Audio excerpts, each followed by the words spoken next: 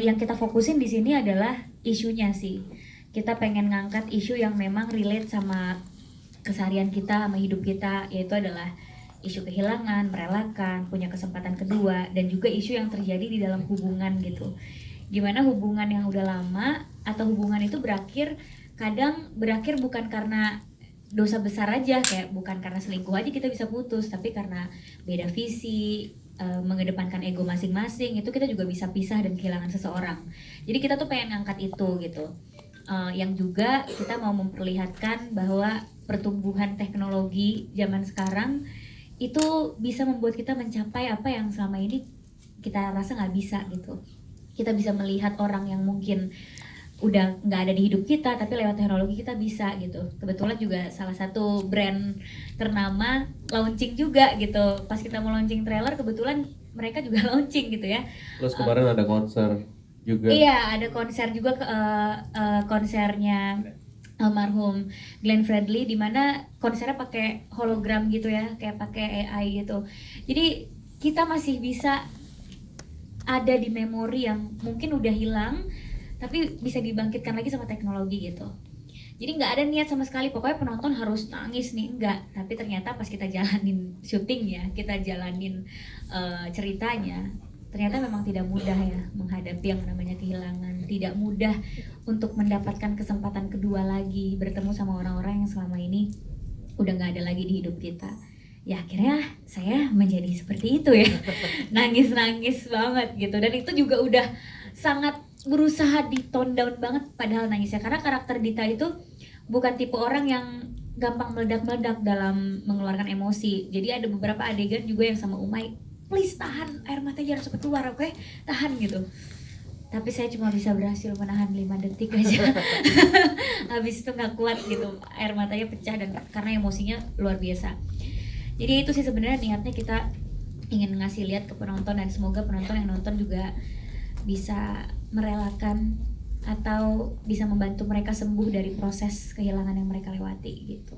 Oh, Umay? Sedikit banyak sama sih sebenarnya sama Prilly. Maksudnya diawali oleh pertanyaan gimana kalau suatu saat nanti kita bisa berkomunikasi lagi sama mereka yang sudah tiada mungkin, atau sama siapapun yang kita mau. Misal kita ngefans sama aktor Hollywood, kita bisa pakai avatarnya untuk kita berdiskusi, untuk kita ngobrol gitu. Mulai dari pertanyaan itu sampai akhirnya jadi cerita ini, cerita yang mungkin garis besarnya adalah kehilangan kali ya. Ya itulah akhirnya sampai setelah muncul pertanyaan bagaimana jika kita bisa berkoneksi dengan siapapun yang kita mau di waktu kapanpun kita inginkan gitu. Nyambung terhadap konsep kehilangan ini, gimana kalau misalkan orang yang kita pilih adalah orang yang udah tiada di hidup kita, entah itu misalkan orang tua atau pasangan atau kakek atau nenek, siapapun itu kita bisa memilih, kita memiliki kehendak. Karena kan mungkin banyak dari kita yang pernah dimimpiin sama orang yang udah nggak ada gitu, tapi kan itu di luar kehendak kita ya. Kita nggak bisa minta setiap saat untuk bermimpi tentang kakek kita yang sudah tidak ada, atau kita bermimpi tentang orang kita yang sudah tidak ada. Dan teknologi ini mewujudkan itu gitu. Jadi ya dari pertanyaan itu dan jawaban yang bisa dijawab sendiri, akhirnya muncul film Ketika Berhenti di Sini. Oke, Pak, ini kan film keduanya Umay kan sebagai sutradara kan, Ya. kerja sama kembali bareng sama Prilly juga sebagai yang produser dan juga pemain utama tentunya di sini. Nah, Ya. itu gimana, May, pada saat peran Dita ini jatuh ke Prilly, dan dengan campaign ini juga kan merayakan kehilangan. Nah, Ya. ini boleh sekalian di-share ke teman-teman media, May. Mungkin ada banyak netizen atau yang di sini yang ya Udah enggak? mungkin banyak di sini netizen atau wartawan yang mempertanyakan kenapa harus Prilly lagi, apa emang nggak ada pemain atau emang biar Prilly ada kerjaan. Jawabannya adalah Prilly udah banyak kerjaan di luar PH-nya sendiri, itu satu. Ya.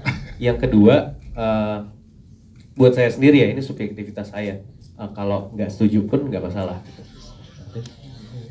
Ya.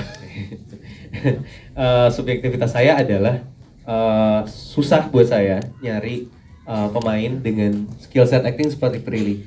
Range-nya, bagaimana cara dia mendeliver perasaannya gitu. Karena banyak aktor bagus aktris bagus di umurannya Prilly, di aktris perempuan juga banyak banget. Tapi buat saya yang bisa mainin Dita dengan sehebat ini ya Prilly. Di luar saya temenan deket sama Prilly partner kerja saya gitu. Tapi ya emang dia yang cocok untuk meranin Dita. Padahal di awal bukan dari tiga potential cast yang saya pilih untuk jadi Dita tuh nggak ada nama Prilly sama sekali. Di awalnya nggak ada nama Prilly. Sampai akhirnya ketemunya akhirnya Prilly lagi. Itu dia. Wow. Karena gue percaya bahwa mungkin lo sering dengar sih ya dari director-director lain bahwa karakter tuh yang milih aktornya. Betul. Dan ya itu terjadi di sini. Dita tuh milih Prilly ya. Yes. Itu dia. Oke, tepuk tangan dulu dong buat Rumai. Dan juga selamat datang buat teman-teman media yang baru hadir ya. Tadi juga sudah kita sedikit ngobrol dan juga udah putar trailer. Tapi ke Prilly pengen tahu juga. Jadi kan Gen Z dan juga teman-teman milenial akan ini juga karena karya yang sebelumnya juga dinikmati banyak banget oleh Gen Z dan juga milenial. Untuk ketika berhenti di sini apa yang bisa relate banget sama teman-teman penonton Gen Z dan milenial ini kalau menurut Prilly? Oke. Yang bakal relate itu menurut aku setiap orang pasti pernah merasakan kehilangan, gak harus kehilangan karena meninggal gitu ya. Pisah sama pasangan, peliharaannya tiba-tiba mati gitu. Atau kenapa pasti pernah merasakan kehilangan kesempatan. Pasti banyak yang pernah merasakan itu gitu. Tapi gak banyak orang yang tahu cara menghadapinya gimana. Termasuk juga aku gitu. Aku merasakan kehilangan berkali-kali gitu. Kehilangan opa aku, tante aku, kehilangan mantan pacar, ditinggal nikah gitu. Tapi gak tahu cara ngadepinnya gimana gitu. Iya. Kayak gak usah siapanya, Pak. Maksudnya tiba-tiba dia hilang aja dari hidup kita. Habis itu kita dipaksa untuk melanjutkan hidup tanpa sosok tersebut kan gitu. Nah, menurut aku pas aku baca skripnya di film ini tuh kita kayak diajarin gimana sih menghadapi kehilangan gitu. Bagaimana melanjutkan hidup setelah kita mengalami kehilangan. Karena ada banyak orang yang kayak denial aja, ditinggal, ya udah it's okay, kita harus move on, life must go on. Tapi itu cuma di kata-kata doang. Sebenarnya mungkin dia belum ikhlas. Karena menurut aku manusia nggak ada yang bisa 100% rela, nggak ada yang bisa 100% ikhlas. Pasti ada 1% atau 0,00-nya itu berpikir coba aja gini ya, coba aja gini ya. Nah menurut aku itu relate sama semua orang. Gen Z pasti pernah merasakan itu gitu. Siapapun pernah merasakan itu, termasuk aku dan para cast yang lain juga. Terus di soal relationship gitu, mungkin kalau kita ngomongin relationship, orang putus pasti digambarkan di film ya karena dosa-dosa besar gitu ya, selingkuh atau apa. Tapi sebenarnya masalah kecil yang dipupuk terus sampai bertahun-tahun itu juga bisa menjadi alasan kita berpisah sama pasangan. Itu juga yang digambarkan di film ini gitu. Bagaimana Ed sama Dita itu nggak ada masalah, bahagia banget, bisa dilihat di trailer mereka lucu banget, pacarannya saling melengkapi. Tapi ada sesuatu masalah yang sebenarnya nggak kelihatan kalau dilihat dari permukaan gitu. Tapi ternyata itu masih dirasakan sama Dita, dirasakan sama Ed, cuma mereka nggak berkomunikasi dan akhirnya itu jadi momok permasalahan untuk mereka berantem. Nah itu yang pengen kita bahas gitu. Mungkin juga couple-couple yang nanti nonton film ini bakalan kayak, gue lagi itu gitu. Tapi selama ini gue nggak tahu cara ngomongnya gimana. Atau kayak kenapa sih lo putus, pasangan lo baik banget loh.